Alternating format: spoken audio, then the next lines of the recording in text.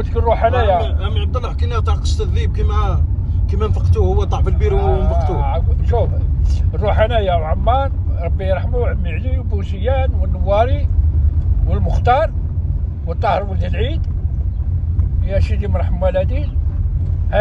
هذوما اللي راني قلت لك عليهم يا خويا. من قاعدين الزيابه يروحوا في الليل يعقبوا للمالحه، والصباح البكره يولوا ركبة الجبل.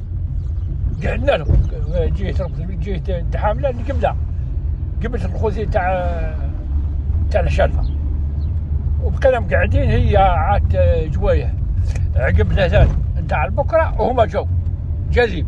طلقنا عليه كي طلقنا عليه يقول لهم هيا السلاق معاه يروح لواحد البيت عند حامله. الغوص تاعو 110 مترات. البير الغوص تاعو 110 مترات. البير الغوص تاعو 110 مترات. يعرفوا ابراهيم الاخضر معنا، قال لنا راه 110 مترات. قال هذا خلاص ما بقيتش نرتاحوا عليه. قال له عمار وعلي تقووا دارهم كيف نخليوه. واه ابراهيم روح خويا جيب لنا الحبل ورواح. ابراهيم واش بعيد منهم، راح جاب مسكين الحمل وجاب واحد الطرف تاع مدريه وجاب البغل والغلايه يعرض البغل وجا. من الحق هو مشى راح يجيب الحوايج من الحديث. هو راح مشى يجيب الحوايج وما قالوا عبد الله ساجيع يدخل عبد الله. قلت له عمي علي وحنا كنحاحي وديما المعقل معنا. قلت له شفت المعقلات شفت السطره. قلت له والله غير هنا خليك. قلت له سكن البيت تاع 110 مترات يا عجولي شكوبي يا خطيب. كيف هو خفيف وانت خفيف علينا وما تخافش. قلت له والو.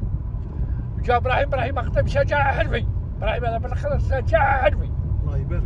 شجاعه من الحق جاب ما يخافش. ولي قال نخش البير. هاني جايك احنا ما عندناش خبر، احنا ما زلنا نتراكو وشكون يدخل. من الحق قالوا علي جبت الحبل، قالوا جبت كلش. جاب معه حتى طرف تاع مدريه يحطوا عليها الحبل. يجيب واحد 3 مترات مدريه.